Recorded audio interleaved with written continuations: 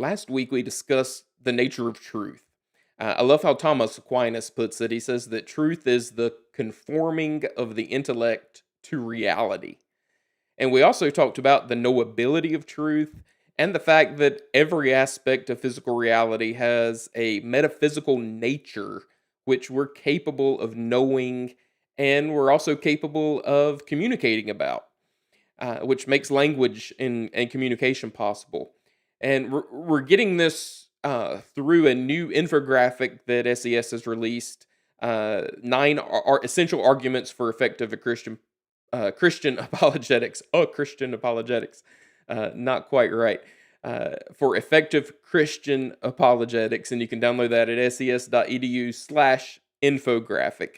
So as we continue our journey through these essential arguments for really a complete apologetic for Christianity, we're joined this week again by SES Provost Dr. Richard Howe to discuss the existence of God and the implications that this has to further our apologetic. Because after all, if there is no God, then there can be no word of God. But how can we know that God actually exists? I'm Adam Tucker with Southern Evangelical Seminary, and this is Why Do You Believe?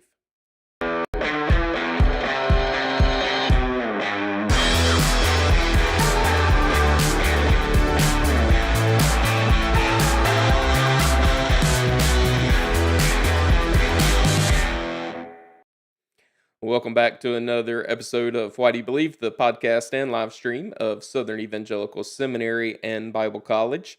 I would encourage you, if you have not already done so, to engage with last week's episode, which was really part one of what we're discussing. So it'll help you stay in context as we go through this new infographic that we've released at SES. And we were again joined by Dr. Howe last week as well. So it's always fun when he's on the show. And you can find those episodes by subscribing, visiting our YouTube channel, like this video. Make sure you're getting notifications like our Facebook page. You can find the archives of all these things on our Facebook page and on the YouTube channel.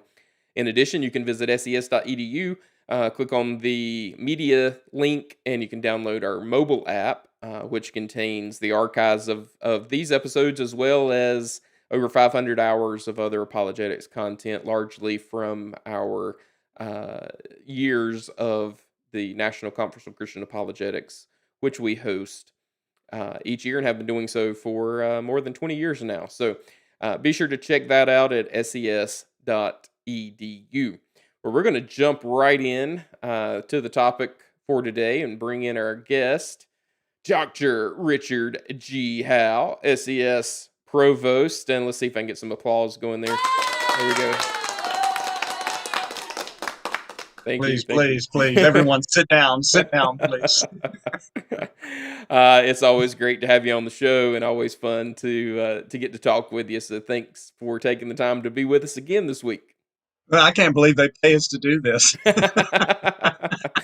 Well, they may continue to pay you and they may not pay me after this. Yeah, you never know day to day. We never know what a day brings forth. That's right.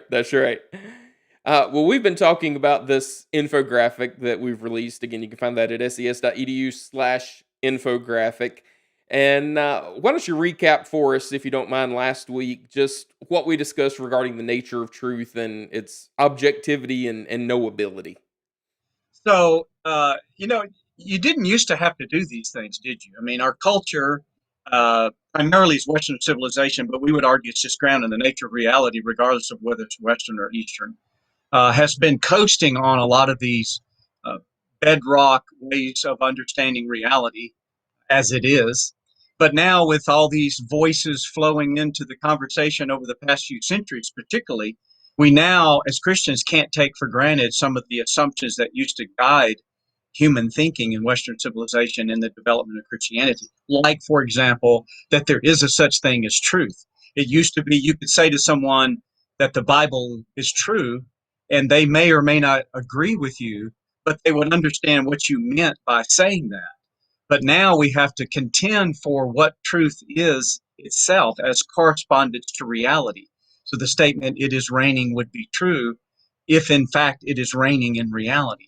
And of course, that could be qualified. It could be raining now and not raining in an hour. It could be raining here and not raining there. None of those are threatening to the idea of correspondence as a theory of truth and understanding of truth. In fact, I would argue, and I teach my students, that you could only explain and defend rival theories of truth. You could only do that by employing the correspondence theory of truth, because they will always end up going, no, this is what we think truth is. Well, if that's what truth is, then you're saying that it corresponds to reality. So, on the basis of being able to have foundational understandings of truth, we also then can see that truth is conveyable in human language. It's not to say that language is infallible. It's not to say that it's exhaustive necessarily. In fact, when we get to the doctrine of God, we begin to see a limit of human language to be able to fully grasp univocally, whatever that means, the nature of God. But it is important because postmodernism, which is a lot of what we're fighting today, various versions of postmodernism are what we find in some of the critical theory that's been coming on for decades. And it used to be an ivory tower kind of phenomena, so people weren't particularly that worried about it in the streets. Now it's trickling down to even elementary school.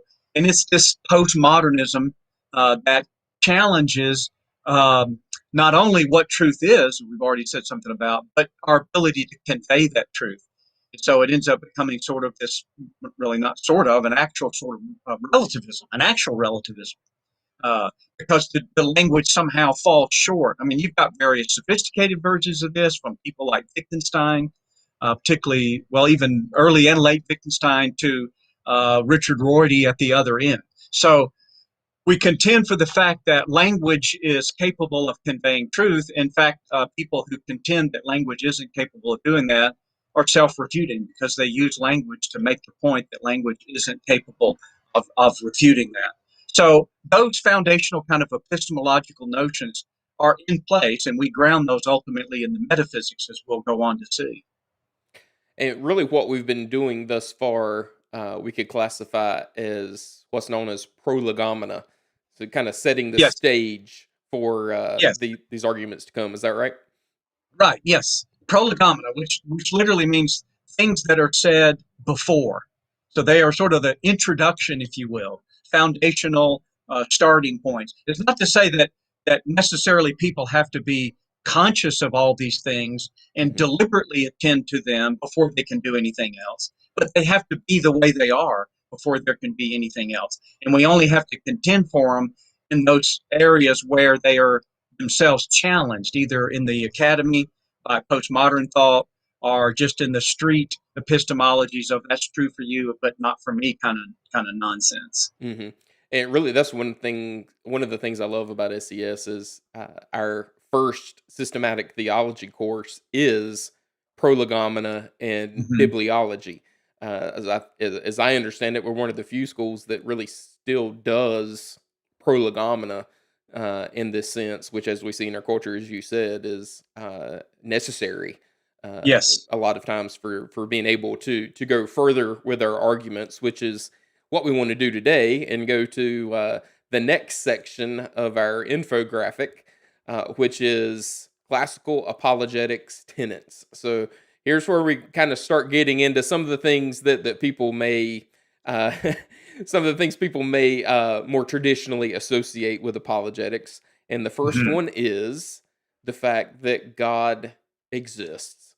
Now, obviously, as we said in the beginning, there can't be a word of God, which we call the Bible, if there is no God to give a word. So I know we take a little different approach to some of these issues. Imagine that than a lot of places. But uh, where would you begin? And obviously, we have a short time to just really scratch Yes. the surface of this. But Yeah. where would you begin with someone trying to convince them that God exists?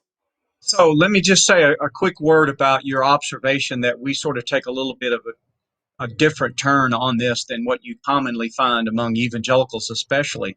But what is not different among a lot of evangelical seminaries is the commitment to the viability of natural theology. So that's what we're doing here when we're arguing for God's existence and then subsequently God's attributes.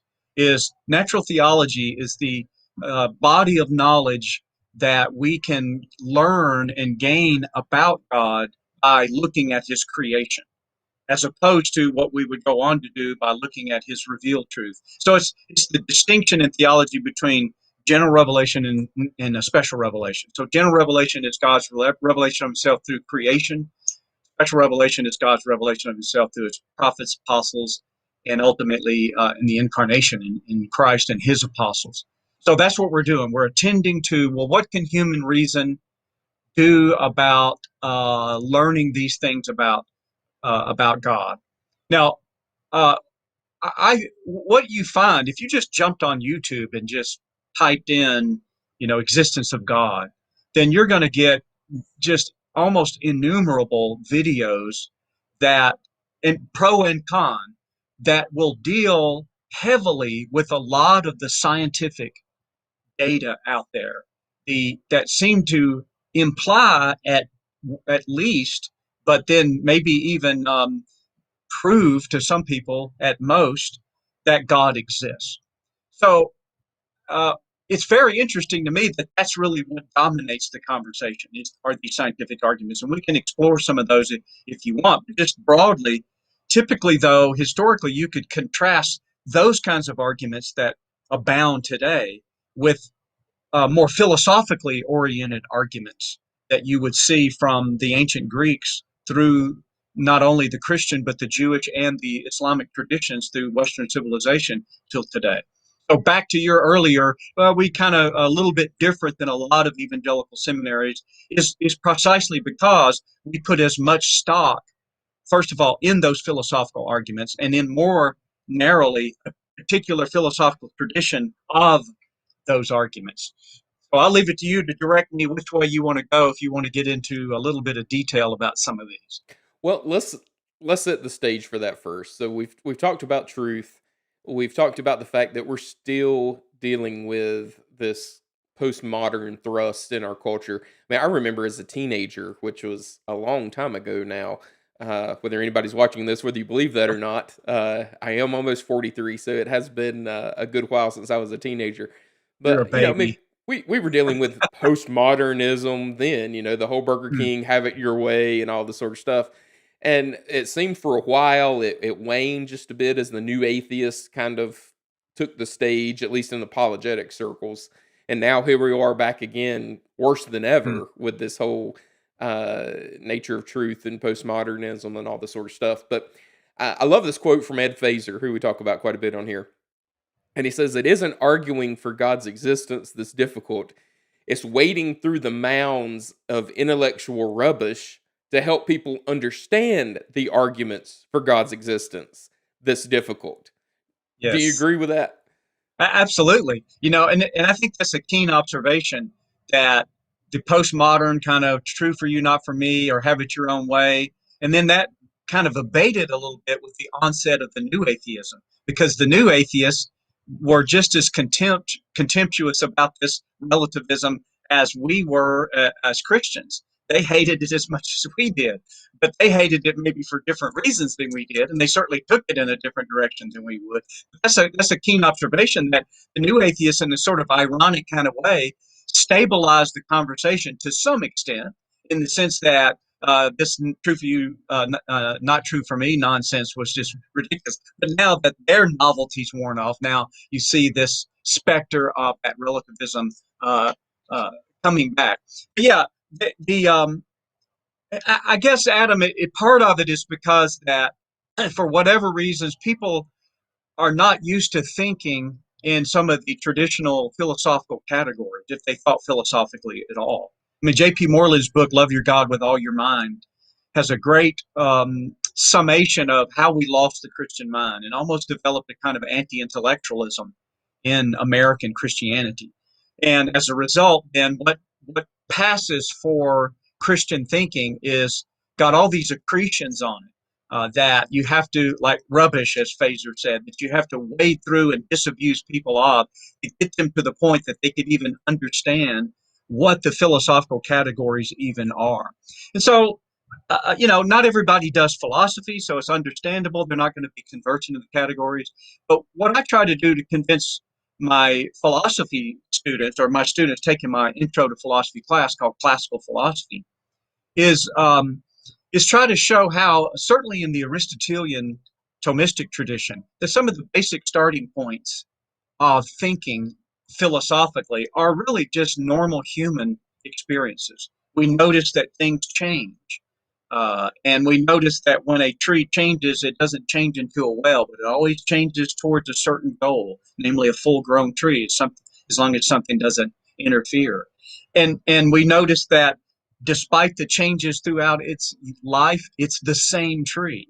Well, when you begin to reflect on, well, what is the idea of change? What is it about it that's the same tree? What is it about it that is the changing of the tree? As soon as you start just making these sort of really commonsensical observations of the world around us, if you started labeling those various things, you would, in a rudimentary way, start to reproduce the uh, philosophy of Aristotle.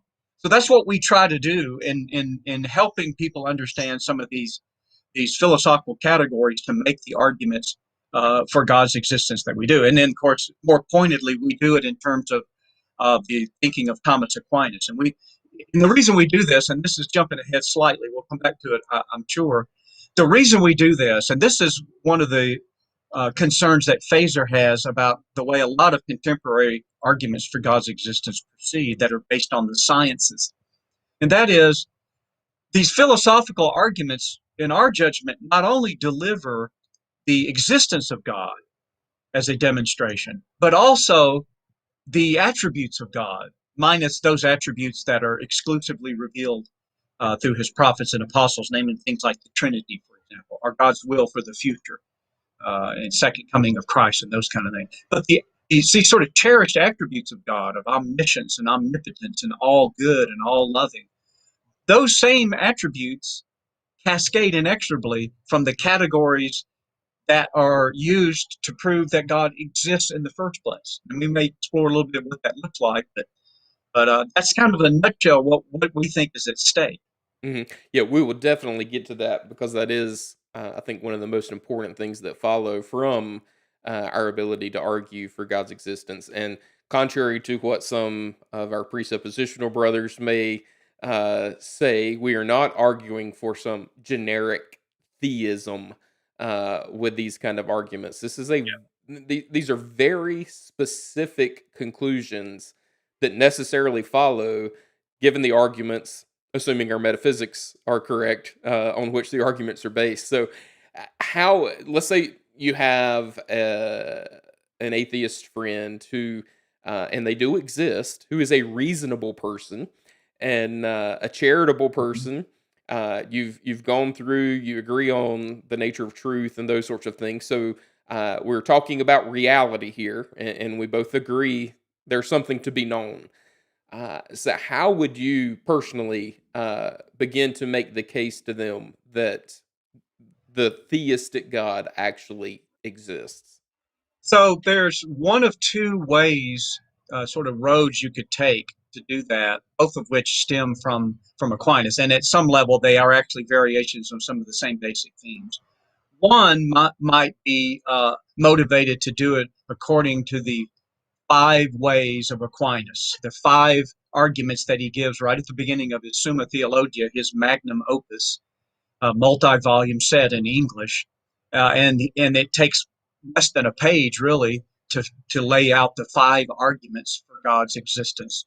Another way to do that is an argument he gives earlier in his life in a tiny little treatise in English titled "On Being in Essence," where he tries to lay out the fundamental categories of metaphysics, the idea of the philosophical doctrines of the nature of reality.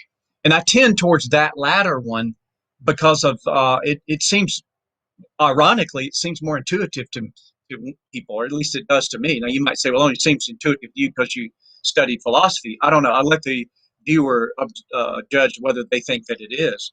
And so that argument basically goes this way. It tries to, it traffics in a person's uh, observation really of this fundamental fact that there is the difference in a thing. We're talking about just things around us, trees, dogs, people. There's a difference between what that thing is and that thing is. That is, there's a difference between its essence, that's its whatness, and its existence, its thatness. Now, that distinction, I think we can illustrate. For example, we can know what something is even though it doesn't exist, like, say, a Tyrannosaurus Rex that used to exist, that no longer exists, but we still know what it is. But even more, we can know certain things as to what they are that have never existed and presumably never will exist, like, say, a hobbit. You might think, well, how does a hobbit have an essence? Well, you could think of essence in some respects as a definition.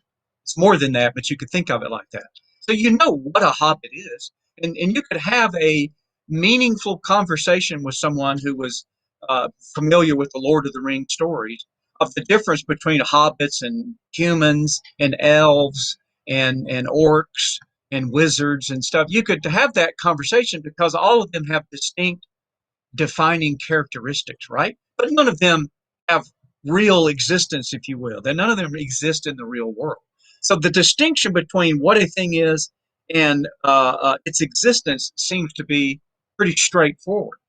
So the argument basically says this, that everything about a thing, let's pick ourselves as humans, everything about ourselves as humans, every truth about us is true about us either because we're human or not. So the fact that we have rationality following this Aristotelian tradition is because we're human. The fact that we have risibility, the ability to laugh, is a implication of us being human, having reason, rationality, and free will, and these kind of things. So that's really what makes us human, according to this tradition. So, but what about other things about me? Suppose I am wearing a white shirt, lo and behold. Now, why am I wearing a white shirt? Well, you wouldn't say I'm wearing a white shirt because I'm a human. Otherwise, I wouldn't have been human before I put on the shirt, won't be after I take it off, and no one viewing that doesn't have or everyone viewing that lacks a white shirt is not human. Well, that doesn't make sense, right? So the having a white shirt on is not part of what it is to be a human. So now I say, okay, since I can't explain it on the basis of my essence, then how can I explain the fact that I have a white shirt on? Well, that's easy. I can cause myself to have a white shirt on, right? So a lot of things that are true about me, I can say, well, I caused that about myself. I caused myself to sit in this chair, to be in the Atlanta area where I live, and on and on and on. Other things, maybe other people caused me to have, as the Sam Elliott line out of one of his movies when he rides up with his horse and a little boy sees that he has a black eye, and he says, uh, "Who gave you that black eye, Mister?" And Sam Elliott, and I can't do a Sam Elliott impersonation. Sam Elliott goes, "Nobody gave it to me, son. I had to fight for it." Yeah, that's a great line. But of course, what that illustrates is, well, that black eye really was given to him, wasn't it? He didn't cause himself to have a black eye. So you can just go down and describe anything about us as humans and say, well, either it's caused by my essence or it's caused by something else. Okay, then what about my existence? If I've already concluded that there is a distinction between my existence and my essence, then how do I explain that I'm existing? And we can get, maybe, Adam, and you can guide me again. We want to say a little bit more about this concept of existence if we have time. But how do I have existence? Well, I don't have existence by virtue of my essence. It's not part of the definition of a human to exist. We know lots of humans that don't exist, like Sherlock Holmes or Aragorn, for example. They're human essence wise, but they don't exist. So I can't be I don't exist by virtue of my essence. Well, could I cause my own existence? Well, I can't be the cause of my existence, like I'm the cause of my shirt, wearing the shirt, because I would have to exist before I exist. I'd have to exist in order to be a cause, which means I would be existing before I could cause myself to exist. Therefore, that leaves only that my existence must be caused by something else. Well, what the argument will go on to try to show is that something else can only be God. Or someone will ask, well, where did God's existence come from? And you either are strapped with this infinite regress that means then nothing exists ultimately, or you come to some being whose very essence is existence itself. And that is what, as Thomas Aquinas says, all men know to be God. They are, he, or it is, or he is a substantial existence itself, ipsum esse subsistens in the Latin. And that's what we think God is. He is, in fact, that's what the theologians tell us. God is self-existence, as he says in Exodus to Moses when Moses asked his name. And God said, I am. And that's the philosophical unpacking of, I think, and we think, this I am statement on part of God. So two questions immediately come to mind in listening to that, and of course, I agree with you. That is one of my favorite arguments as well. Um, but it takes some time, obviously, to get Mhm. through, and it's not quite as pithy as some of these, 3 point kind of arguments that Yeah. just sound rhetorically convincing. But two questions I think would immediately come to mind. One is kind of, I guess, more of a layman question that it seems obvious. Um, when you say, well, then what's called, the key is how you phrased it, but someone would probably say, well, if I ask what caused my existence, then my parents did. What caused the Okay. existence of uh, the tree that the nut fell from. So, how would you answer someone who is thinking in those terms? Okay, this is fun because really, someone just asked you that just as a layman. There are really two ways you can go with an answer, or both. You don't; they're not mutually exclusive. In fact, I think they can complement one another in different and complement the conclusion in different ways. There are two ways you can go. One is Thomistic. One is explicitly not Thomistic. The not Thomistic part, I don't by not Thomistic, I don't mean it leads to a conclusion other than Aquinas's conclusion necessarily. What I mean is it is predicated on assumptions that Aquinas explicitly denied. That's one of the areas where I happen to disagree with Aquinas. And it's this, that if somebody said, well, my parents caused me, then you could say, well, what caused your parents? Well, their parents. Well, what caused their parents? And then you start asking what caused these things as you go back in time. And in that line of reasoning, the impetus would be on the theist to try to show how and why it is not possible that that chain of causation cannot be infinite into the past. That's known as the Kalam cosmological argument, the great work that William Lane Craig did in his seminal book in the 70s on the subject, entitled The Kalam Cosmological Argument. And they're both technical and sort of commonsensical arguments for why you cannot have an infinite regress. In fact, I highly recommend his Kalam Cosmological Argument book. But there, notice that what the causation is being, the type of causation that's being implemented is a cause of something coming into existence. Coming into existence. My parents caused me to come into existence. Well, then what caused them to come into existence? And it goes back, like, say, dominoes. You're looking backwards over a cascade of dominoes, and you try to show why there has to be the first thing that pushes the first domino, if you want to use that metaphor. And that's one type of argument. And I think it's good as far as it goes. Uh, However, I don't think that it delivers to you the enough of the nature of the first cause that really gives us classical theism, whatever classical theism is. The other line then would be the Thomistic model, and it would traffic in this different notion of what we mean by existence. Because Aquinas is not so much interested in fact, pretty much not interested in the idea of coming into existence fundamentally, but existing right at every moment that something is existing. So I use the illustration that I've stolen from others, and then saw it improved by others, especially Frank Turek. I like the way Frank described it, but a lot of different ways you can illustrate it. And I've often done it this way with imagine a violinist playing music. So if you happened upon a statue and you say, where'd that statue come from? Well, it came from the sculptor. Where'd he come from? He came from his parents. And you go back. That's the kalam. you're talking about what caused each thing to come into existence. And you would be satisfied probably, well, a sculptor made it, and that's okay, fine. That's what caused that statue to come into existence. But notice with the music that the violinist is playing, you would not ask, where did that music come from? Rather, what you would be asking is, where is the music coming from? Because, and this is just an illustration, the music, as opposed to the statue, only is music only as it is being caused to be music at every instance that it's music. As soon as the violinist stops causing the music just ceases to be. That music is an act. This is the way Aquinas understands existence.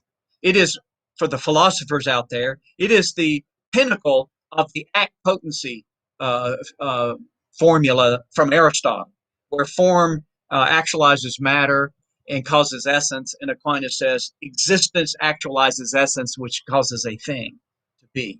So here we're saying my existence right now, not my coming into existence. In fact, interestingly, Aquinas' argument is completely immune to the challenge that maybe the universe always existed. It's like, well, it wouldn't matter in his formula whether it did always exist, unless the universe is a thing whose very essence is existence itself, then its existing right now is always caused. And even if it was eternal, it would always be eternally caused, as mind boggling as that is to imagine. So he certainly believed the universe had a beginning, but he thought that was only provable by special revelation. I happen to think the Kalam argument is sound, but I think it doesn't really push the argument over the finish line like I think the Thomistic argument. So again, the terminus of it, well, then who created God, is to say God is uncaused because his essence is existence.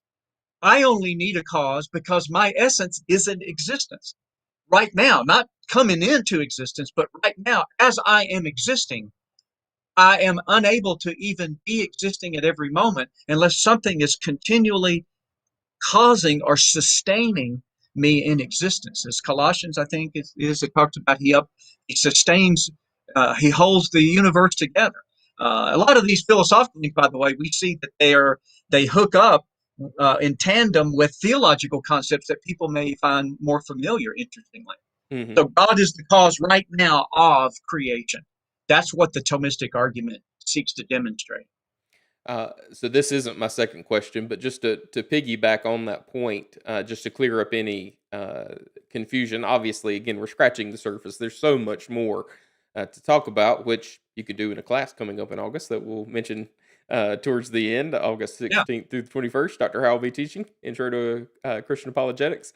Um, how do we help people understand in saying this Thomistic formulation of the current existing of anything, that we're not diminishing the role that secondary causes play, that God still Oh, uses parents and trees and those kind of things? oh, absolutely. Absolutely. So, part of that answer there is the difference between the coming into and the sustaining existence. So, one way that is formulated by some Thomists, I'm not sure if this is a direct quote from Aquinas, but it's one thing, or he would say it this way: um, God causes things to be.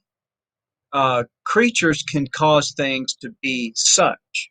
Mm, God causes it to exist. We cause things to exist this way as opposed to that way. So, in other words, yeah, your parents caused you to come into existence. But notice that all of the that's going on there in terms of the causation is all from pre-existing things, hmm their own material existence that they got from their parents and such, and all the chemicals and the forces of nature, if one wants to think of it in those categories. That's all there. But notice it's always with something that is pre-existing, that is, in a sense, rearranged hmm in a certain way. But the actual existence of the whole shebang, that's a technical philosophical term, I think, is because God is sustaining it all. So that is a great clarification. I'm glad you did that. The Thomistic model is not compromising the idea of what you find in theology in Protestant thinking, like in the Westminster Confession of Faith, secondary causality, as opposed to primary causality, and so it leaves wide open the viability of our exploring and cataloging and understanding the physical world, what we might call science. It's completely it can be sustained completely intact. I'm not saying that it has, but I'm saying it can be. There's Hmm. nothing to the model of the metaphysics that necessarily preempts the possibility of physics. In fact, I think it's the only thing that would preserve the possibility of physics, because the physics is ultimately grounded in uh, the God as a creator. So yeah, he uses secondary causes. We're part of the equation that God is doing in the world, not just sustaining it, which is what he does, but causing the world to be a certain way, bringing every thought captive, uh, causing people to glorify God, uh, helping people come to believe in Christ, all the kind of things, building homes, feeding people, all of those things are part that we're involved in, all the while God is undergirding it all and sustaining it at every instant in existence. Hmm. And I want people to realize that, as we're talking about these things, this isn't just how to answer atheists and agnostics.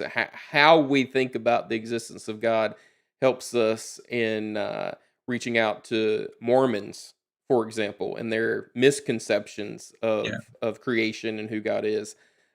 Progressive Christianity and the implications that come from their understanding of who God is, and we'll get to a little bit more of that in just a moment. But my second question, and we don't have time to really go deep into this, but Okay. we've addressed it a bit with Dr. Huffling. But this brings up an issue that William Lane Craig has for these types of arguments, when he will say that this essence existence distinction is just a conceptual distinction, something we do in our minds, and not a real metaphysical distinction in reality. So, what are some ways we can maybe argue for or know that we're talking about a real distinction here that gives some foundation for these arguments? So what's interesting about this question, and all I can do is just throw out some suggested ways to start thinking about it and such.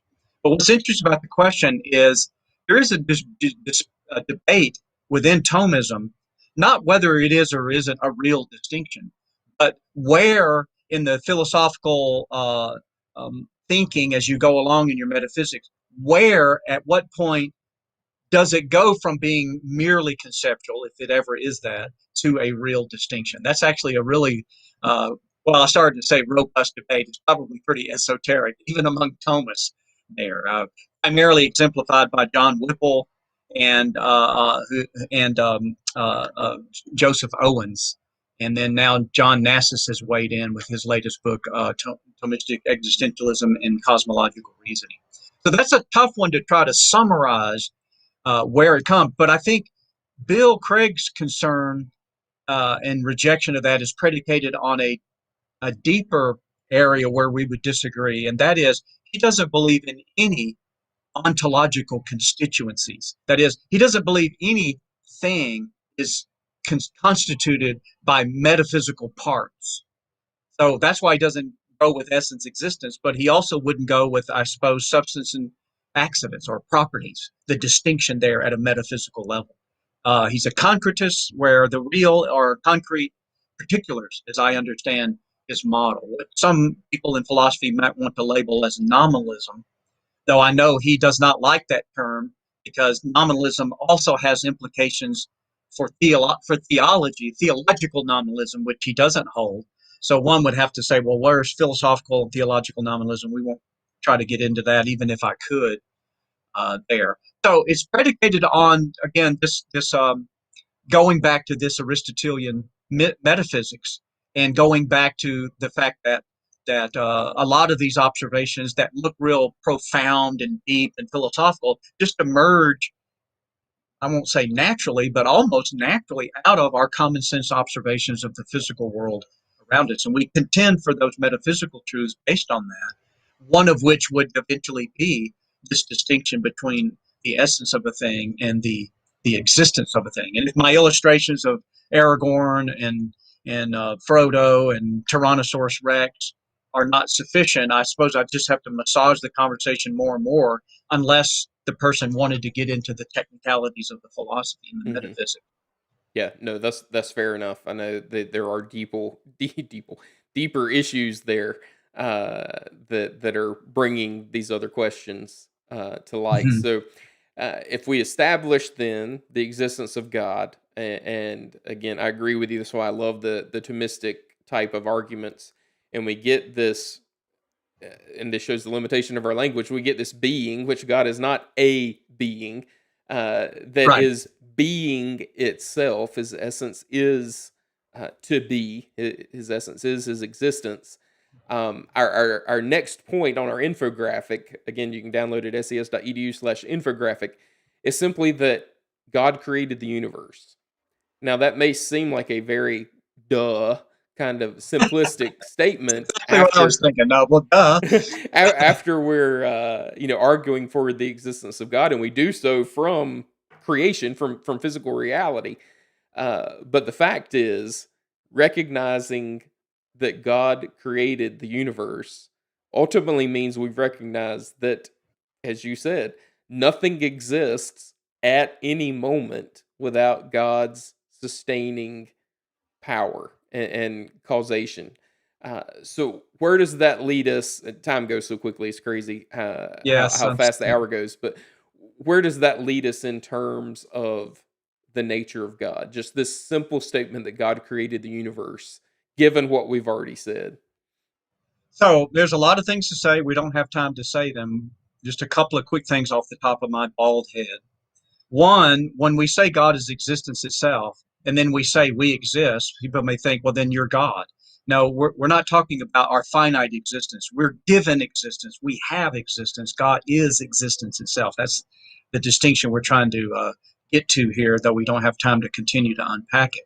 But then noticing then that God is the creator of the universe, is being self existent, then he is unlimited in all of his being.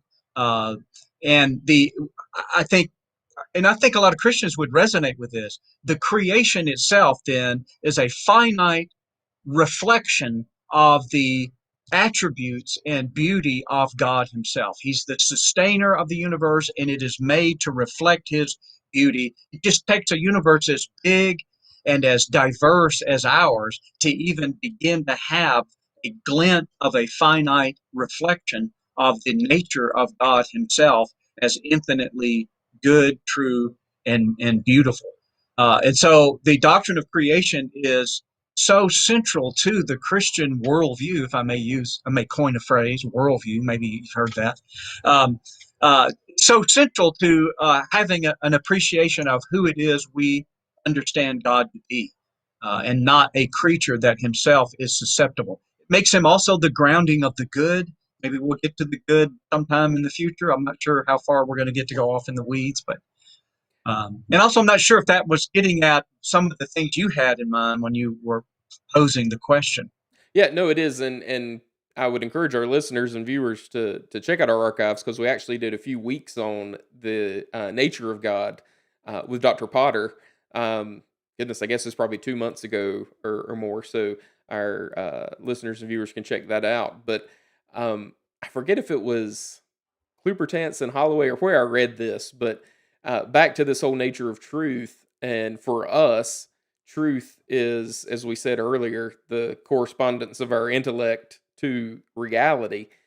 But Mm. with God, it's almost the inverse, in that since God is truth itself, it's Yes, reality that is corresponding to Him, that's right. essentially. Created reality corresponds to him because he's the maker of it. All the ideas he had in his mind as to what he wanted to make and what he decided not to make. Uh, this creation then is that which he wanted to make, and it's what it is because of what he thinks, not he's what he is because of what we think. Hmm. Hmm. And so, just in our time together, and we have one more point to cover. But rather than get into some of the specific attributes of God, because we've done that in other shows, help us just link this idea of God being existence itself, as essence and existence being identical. Uh, how from that truth it follows that all of these classical attributes of God are interconnected and interrelated and stand or fall together. Yes, because what we try, the first attribute of God that Aquinas, and after having demonstrated God's existence, the first attribute of God that he mentions or discusses rather is simplicity. The fact that God, there's no composition in God because he just is his essence. He is his own form. He is his own existence. A lot of different ways to describe it. That he's existence itself. Then there's no composition in his. Then what you find is, since all of these attributes of God are perfections, perfections with respect to knowledge and power and goodness and other aspects, all perfections ultimately are expressions of existence itself. Why? Because there is no perfection that is that isn't is ultimately that is the the an expression of actuality. When we talk about a good person, we're talking about a person who has made real, brought into being all the things that he ought to be. We would even say that about a good pizza, that this pizza exemplifies uh, the reality of everything a pizza ought to be. Well, if you're a being whose very essence is existence itself, then you possess all perfections without limit. And that's how these classical attributes of God cascade inexorably. And my contention, Adam, is that as you compromise on some of these attributes, the philosophical moves that may motivate someone to throw out, let's say, omniscience, traditional omniscience, the way open theism might do, or some other attribute. My contention is because they're really all tethered together to this idea of simplicity. You throw one out, then it won't be long before it'll be harder and harder to sustain some of the others that people really maybe find themselves caring a lot more about, like God is all good.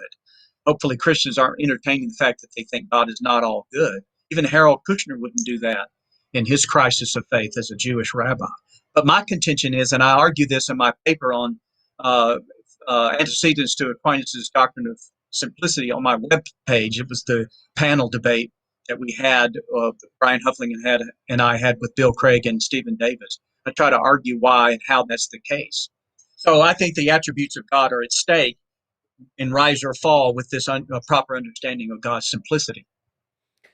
So, along those same lines, again, just very quickly, since we've talked about truth being knowable, being objective, and our language being capable of communicating truth, now we're talking about a God who is simple, whose essence is existence, who is beyond our ability to fully comprehend.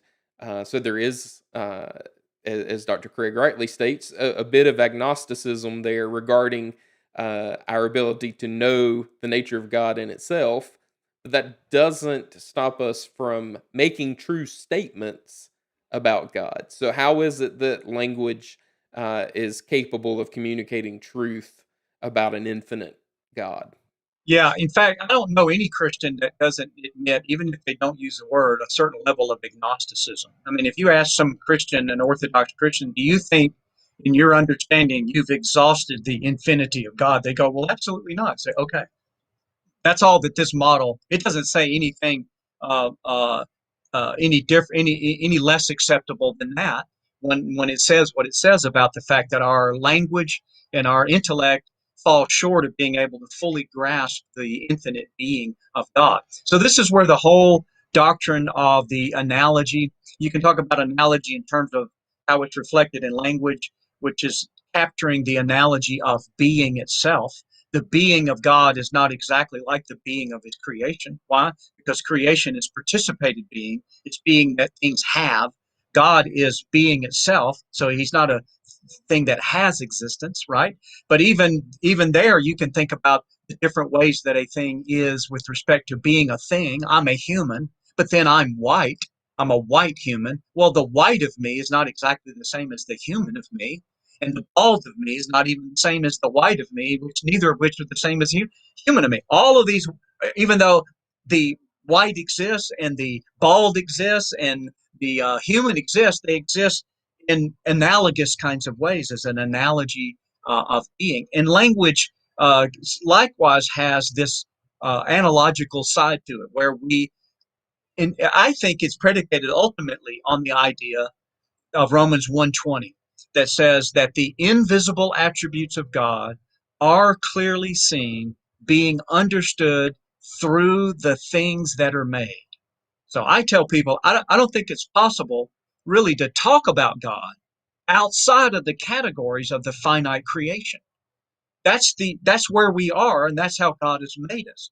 Now, maybe in heaven we'll have some kind of connection that we can't have here, but I think here what we do is we work and argue from effect to cause. The effect is like this, therefore the cause must be like this. This beautiful wooden guitar has got beauty and elegance to it, therefore that guy, that girl that made this guitar has a level of creative beauty and elegance in them. And we can extrapolate to the guitar maker based on our observation of the attributes of the guitar. We can extrapolate to the nature of God based on the nature of things around us.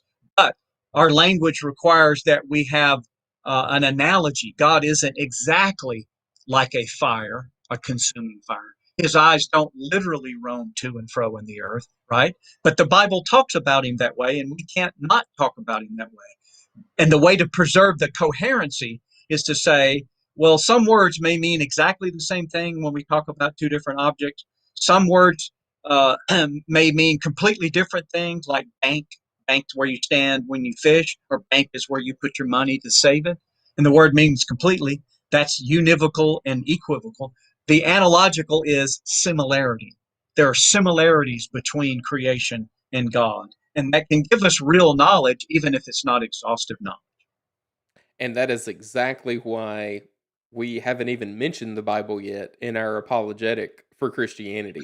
That all of these antecedent truths, whether we recognize them or not, in our own consciousness, have to be the case at some level before we can even understand what the Bible actually Absolutely. says and means. That's Uh, right. which Yeah, in is fact, a lot of the contentions we have over what the Bible means is precisely because people have bad philosophical assumptions that they're working with and need mhm. to be disabused of. Exactly, exactly. Which is why we do classical apologetics as opposed to other Absolutely. methodologies. So this brings us to our last point in this section of the infographic. Again, ses.edu/infographic if you want to download that. And that is the fact that if God exists, then miracles are possible. And this is kind of the turning point as we begin to make our case for Christianity proper. This is kind of Mhm. where it makes that turn in our apologetics. So what is a miracle, and really what is the purpose of a miracle? So this question and this point here then is really the essence, the sine qua non of the classical method. Namely, what we've done from last time to this time is then having laid the philosophical foundations and then demonstrated the existence and attributes of God. Those are necessary before you can go on next time to give the arguments for creation, precisely because only if there is a God could you have miracles. I do a presentation titled Miracles, a Philosophy, Theology, and Apologetics. Philosophy as to what they are, theology, why they are, and apologetics, whether they are. And I think it's important for people to understand that what a miracle is, we need to understand it philosophically, which we've kind of already done. Namely, it is an act of God. A miracle is an act of God whereby He directs a process in a way that it wouldn't have gone left to its own devices, its own nature. It interrupts the laws of nature. Some people might want to describe it that way. That's why creation is not a miracle, because in creation, God wasn't working on something to go in a different direction. It would have gone left to its own devices. It's unique among God's acts, and I think it's important to distinguish creation from miracles in that regard. But then miracles theologically are a sign. God allows a miracle to occur to vindicate the message of a prophet or apostle. And whatever that message is, the miracle confirmed. Jesus said, "So that you may know that the Son of Man has authority on earth to forgive sins." And then he turns and says, "I say unto you, rise, take up your bed and walk." Well, the fact that he was enabled by the Father to have a miraculous effect in healing this man, it's to show the audience that the Heavenly Father has affirmed the message of this man, Jesus Christ. Well, what was that message of this man, Jesus Christ? That I am the way, the truth, and the life. That is the message. That I am the Christ. I am God in the flesh. That was Jesus's message. Same message that Paul preaches and Peter preaches. And they're confirmed by miracles. That's why you don't want to have miracles every Friday night at 7 at your church. It sort of dilutes, excuse me, dilutes significance of what miracles are historically. And then we go on in our apologetics to try to show that these miracles have actually occurred in things like the resurrection of Jesus to vindicate the truth of the Christian faith. So it's a great little segue from the beginning part of the method to then the terminus of the method, which we'll get to next time. And so I think you mentioned this just a moment ago, but I want to dig a little bit deeper in this because I hear this from unbelievers quite a bit. Uh, if God would just do a miracle, then I would believe in Him. So number one, I think your point is great regarding if miracles occurred on a regular basis, they wouldn't be miracles anymore, and they would be diluted in their efficacy to perform their purpose. But why is it that we go from the existence of God, knowing the existence of God from a tree or whatever, to then saying miracles are possible rather than saying, see, this amazing thing happened over here, so therefore God must exist? Why is the miracle itself not an apologetic for God's existence? So I think there's an important distinction here, and I use this in my discussion on miracles, and it's that there's a difference between a point we want to defend principally and then a practical issue. So I don't deny that it might actually happen in the thinking of a person that on the occasion of them, let's say, reading a book about the resurrection of Jesus, that they go from being an atheist to being a Christian. I'm not at all denying that that actually happens. Okay. What we're making is a principal point, and namely that as far as internal consistency, no event should ever be even considered a miracle unless a person already thought there was a God to cause the miracle. Now, in other words, if you're an atheist, then, and this actually happened, by the way, let me finish that one point. If you're an atheist, you should always just consistently consider any kind of, quote, miraculous event as an anomaly because you already don't believe there's a God. So, by definition, there can't be a miracle. And this actually happened in the debate. I had the privilege of being part of organizing when I was a graduate student at Ole Miss way back when. We brought Kai Nielsen in to debate J.P. Moreland. And Moreland gave as one of his arguments for the existence of God, that was the topic of the debate, he gave the resurrection of Jesus. And it was lost on Nielsen, the atheist, because he said, well, I don't know if this evidence is there for the historical. Frankly, I'm not that interested in it, but maybe somehow the sinews and the flesh came back together in the bones, that basically has nothing to do with whether there's a God. It's like, in some people's mind, it was like, oh, he totally missed it. And I'm going, no, he's to his own demise, he's being consistent with his own philosophical thinking, concluding already being committed to the fact that there isn't a God. And no event could ever be thought to be an act of God, because that would be a contradiction. You can't have an act of God unless there is a God. Without denying the fact that just, by God's grace, people can come to believe. I mean, people come to believe in the existence of God for all kinds of reasons. And I celebrate the fact that they came to believe in God and hopefully believe in the gospel. But we're preserving what we think is an important philosophical principle there in terms of the metaphysical and epistemological relationships. You have to have God before there can be an act of God. And so then you would have to be able to, in a sense, consistently already allow in your epistemology the fact that there is this kind of cause before you would ever conclude that it was this kind of cause that was the cause of this kind of event, namely a miracle. That's just I don't say just it, but it's a principal point I think is Hmm. important to sustain. Well, we would agree that God of the gaps kind of argumentation is bad, and Christians should not engage in that in their apologetic. But kind of in a ironic twist, any atheist who would come to believe in God based on a miracle would in fact be committing the God of the gaps type of argument. Well, that must Yeah, have been God. I don't absolutely. know what else happened. That's right. Yeah, yeah, it is. And so that's right. This in explorations of this God of the gaps fallacy. I think a lot of times the atheists are very often committing what I call the natural law of the gaps. Hmm. So no matter what event that you might even think was a miracle, and you like say when you start giving let me back up, even things that aren't miracles, just empirical observations like intelligent design, irreducible complexity, that sort of other branch of arguments for God's Hmm. existence, which I'm sympathetic to, although I appreciate Ed Fazer's reservations about it, but I'm more sympathetic than he is. But they refuse to even allow for the possibility there might be something beyond the universe that's responsible for the information theory in a DNA or irreducible complexity or fine tuning, because well maybe there's a law of nature we haven't discovered yet. So that's sort of a natural law of the gaps fallacy. It seems to me, and there's more we could say about all those Sure. arguments that I know we don't have time to do anyway.